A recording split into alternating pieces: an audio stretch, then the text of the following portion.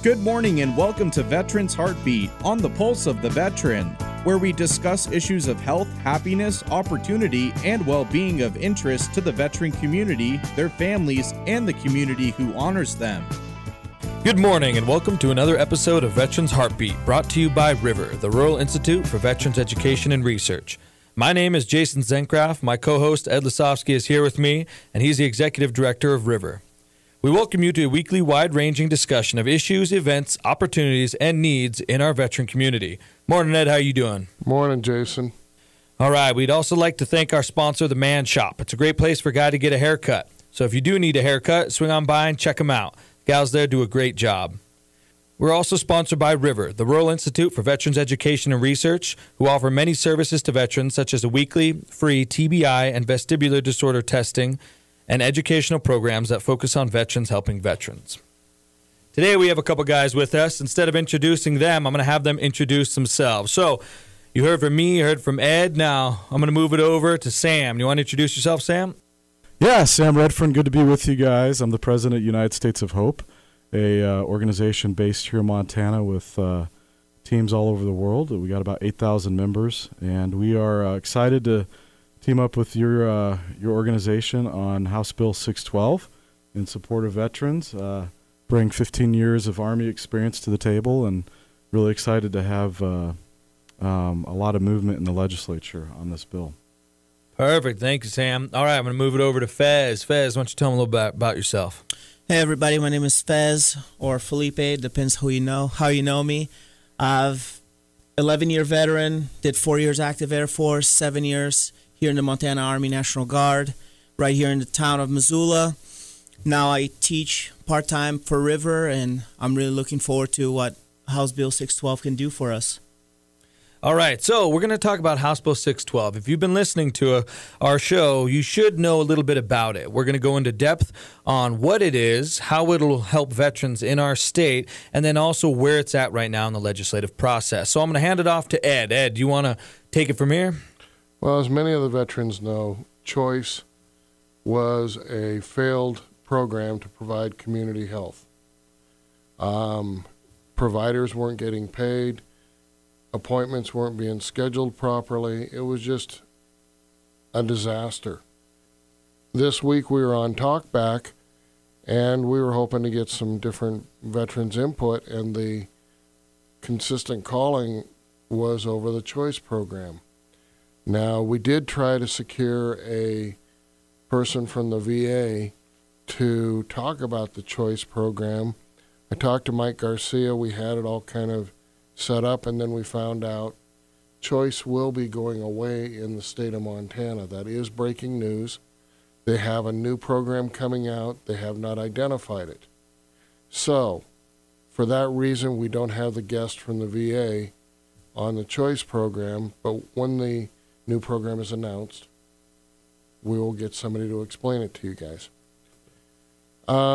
With that being said, we don't know what the status of community health is going to be in the veterans world in Montana.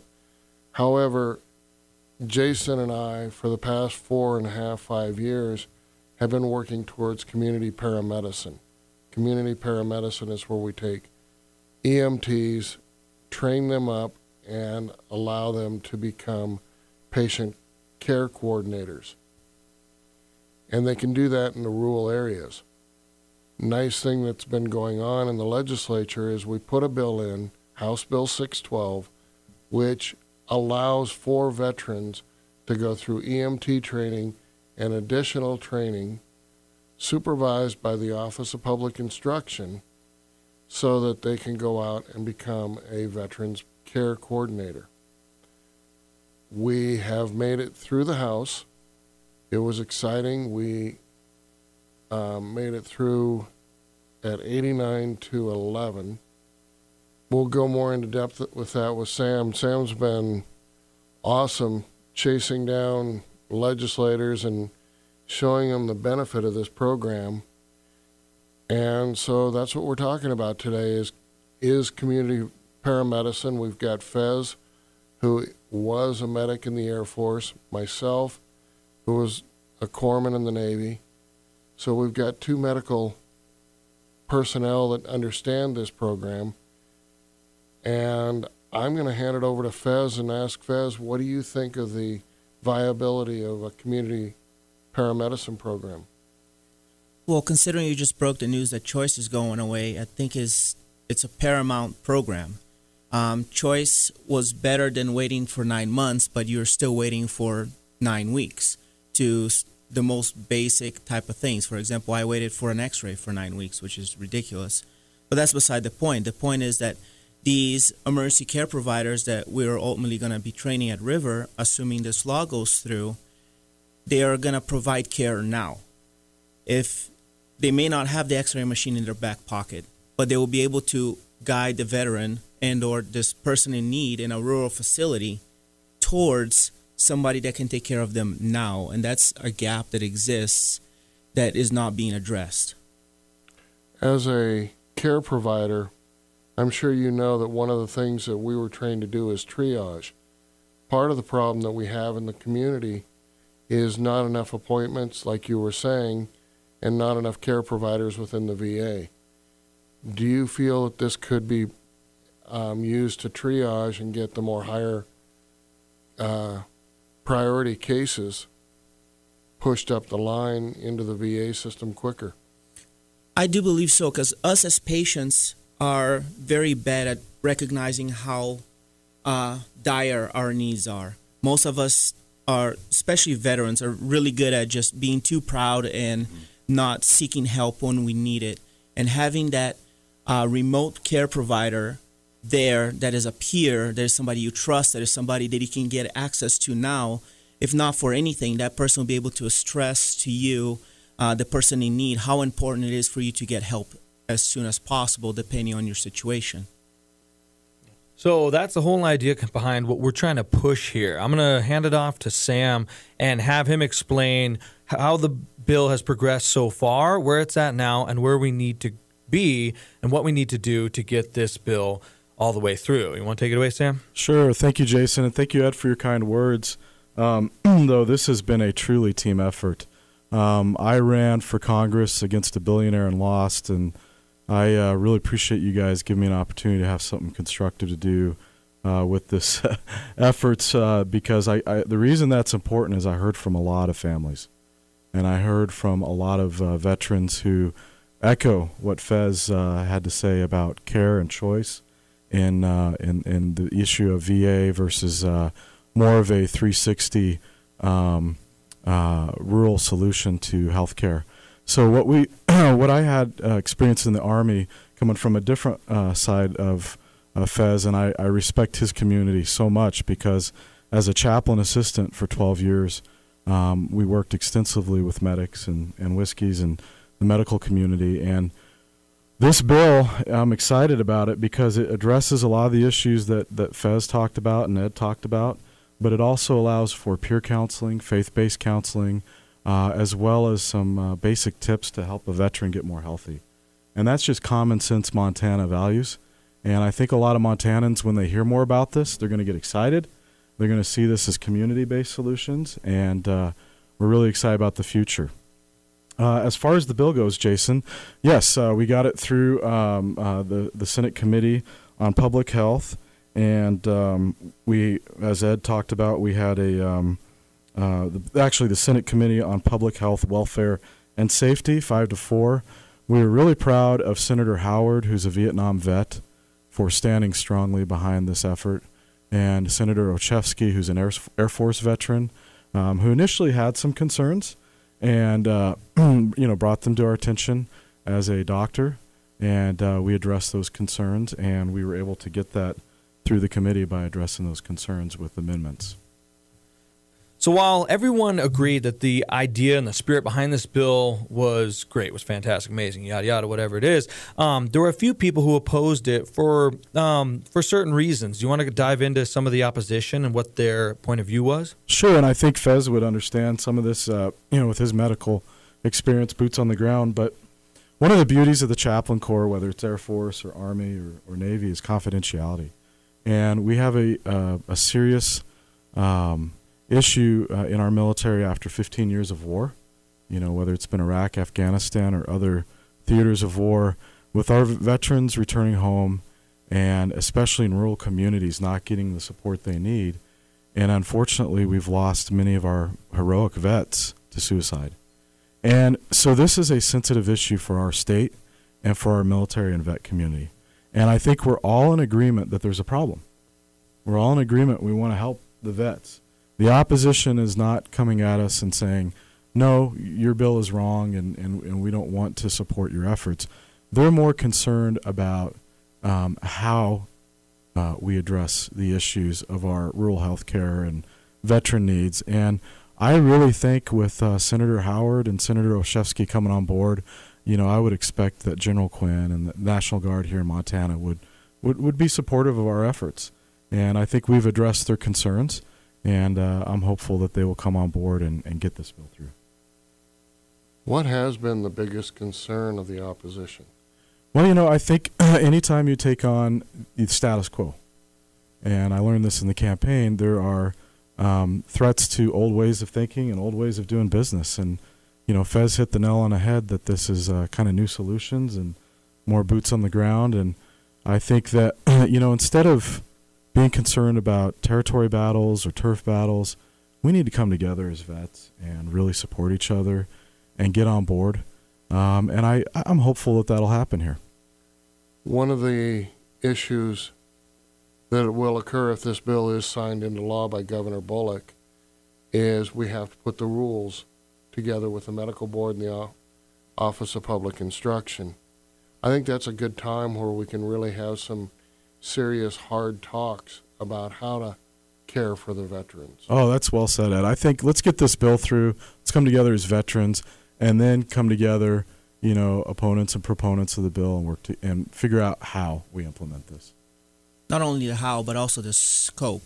I mean, you can't have somebody that has 6 months of training, doing very, very specific, very, very advanced medication and type of interventions. We want to make sure that the scope is appropriate for the training, which I think is a concern I had when I was first told about the bill. And then the more I learned about it, the more I felt at ease, because I understand that the scope in which the emergency care provider is going to work in is a scope that I worked in every day when I was in the Air Force after just 4 months of training. Although when I crossed an arbitrary line and went to the state of California, because that's where my base was, I was no longer able to do that.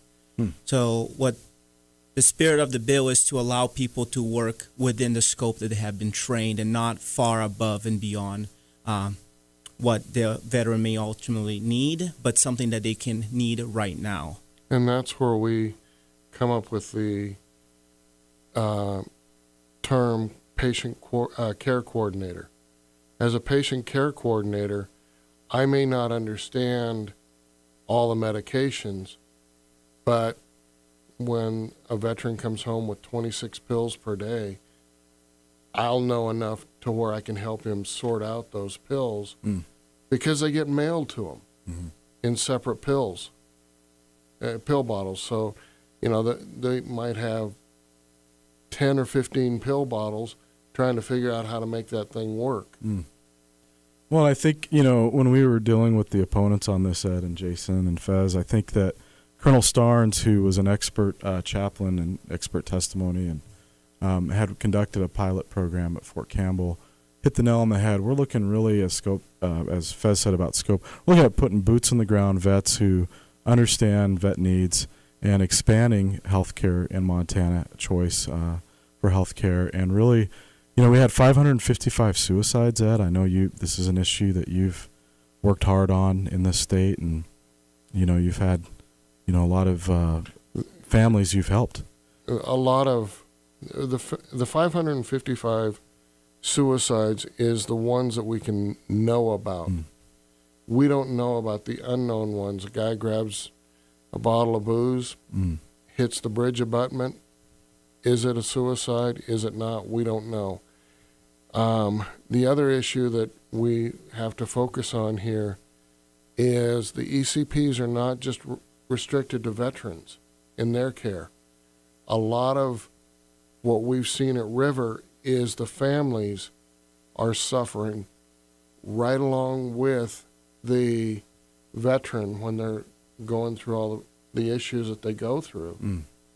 And so having family members come through the training that can understand that position is going to be huge. Ed, I don't mean to get too personal, but when my first daughter was coming in 2011, I was off training in California, Fort Irwin area for Afghanistan, and I came back home on leave and woke up in sweats, night sweats, and my fiance didn't know how to handle it, and we wish we could have had someone to reach out, to in this capacity.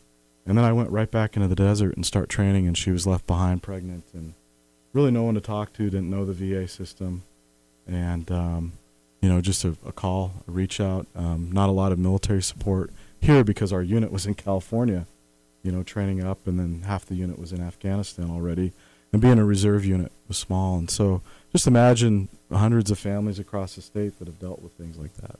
Well, that also brings up the other issue that's always been on my mind in working with the crisis work that I do and the suicides. We don't even know or have a handle on how many family members. But had you been around, you could have helped her through that, because she didn't know the difference between a suicide ideation or a flashback. Exactly. And I was having a flashback.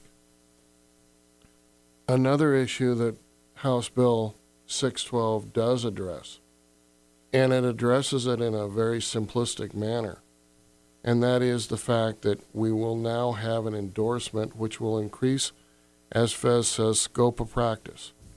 Now, Montana and Hawaii are very unique in the emergency medical services field. We have what's called a true professional license. Now, that's the same kind of license that a nurse, doctor, pharmacist, physical therapist carries. Unlike the rest of the nation where they certify or accredit emergency care providers, we have a license. Why that's important is the VA can pick up people that get licensed under this scope of practice, and they can practice nationwide. And another thing to keep in mind is, a lot of EMTs will hear about House Bill 612, and they'll say, whoa, I don't want to do this. I'm not trained in all these different areas. I don't want to go work with, veterans in rural areas and do X, Y, and Z. Well, the thing to note that's very important and want to make sure everyone understands is this endorsement is not required for everyone. This is optional.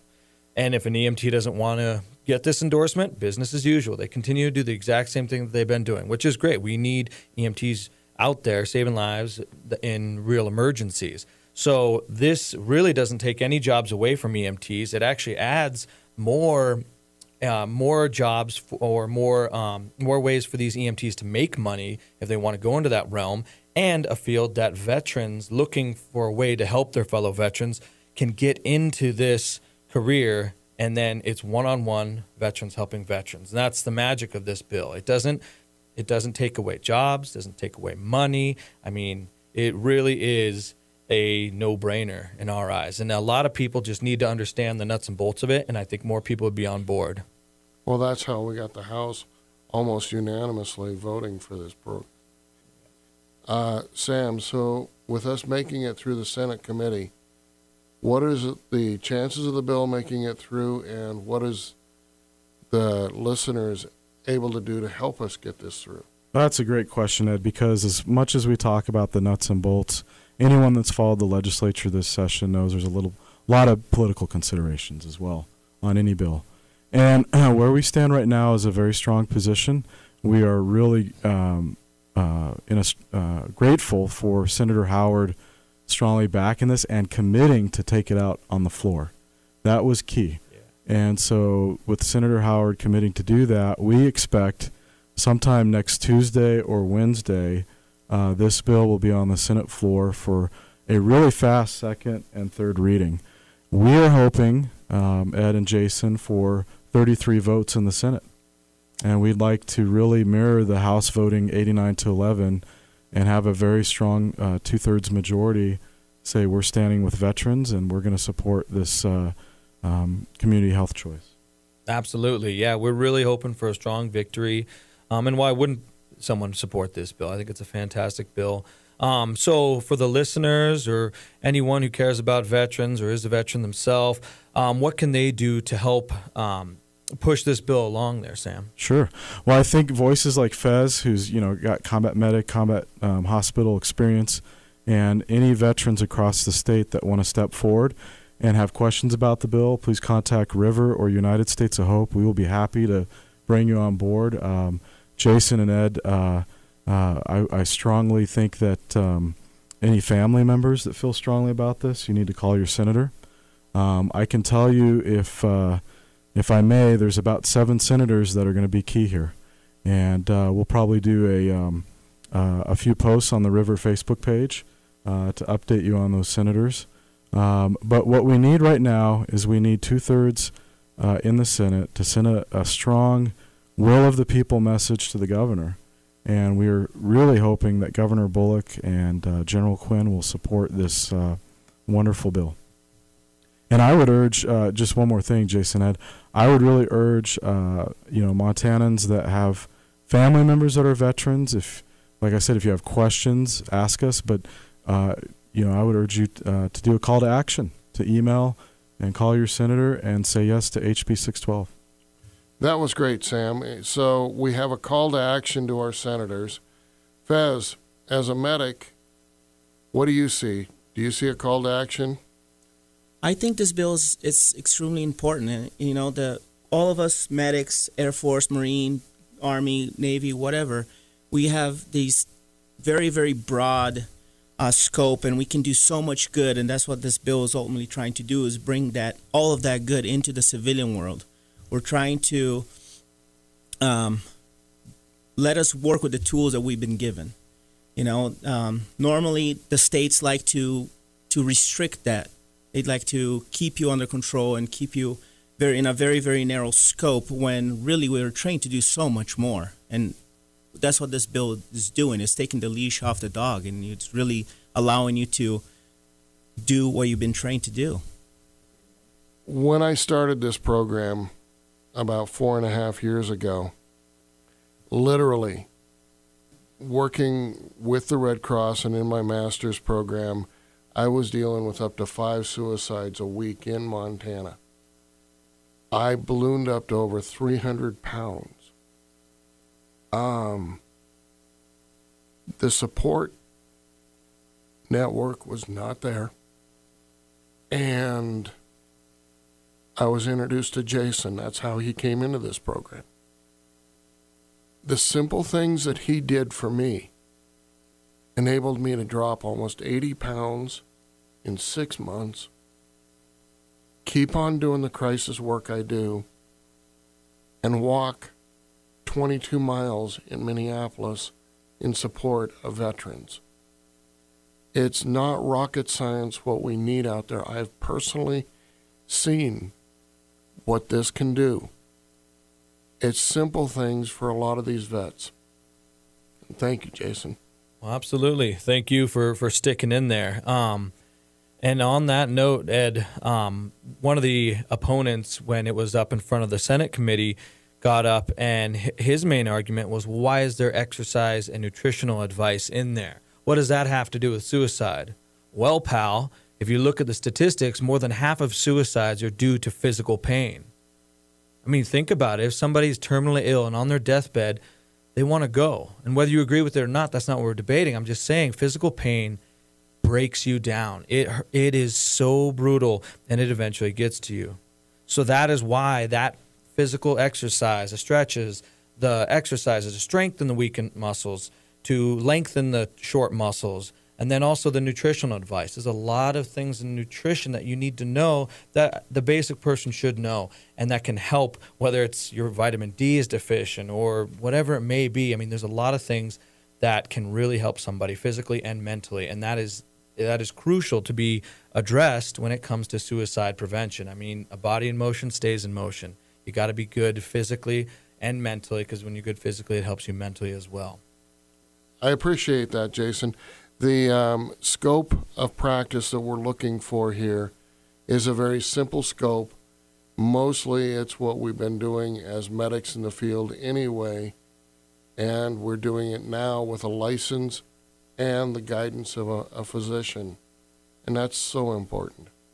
Well, thank you, Ed. I'm going to give everyone else a chance to close real quick before we finish the show. Do you have anything else to say, Sam? Yeah, just that the chaplain corps was an honor to serve in the Army, and a good chaplain assistant was considered the eyes and ears of a chaplain and the commander. And I see the CVMT ECPs as dealing with those physical issues you talked about, Jason, so well, and also being eyes and ears for the community to help vets. Well, thank you, Sam. How about you, Fez? Do you have anything before we close?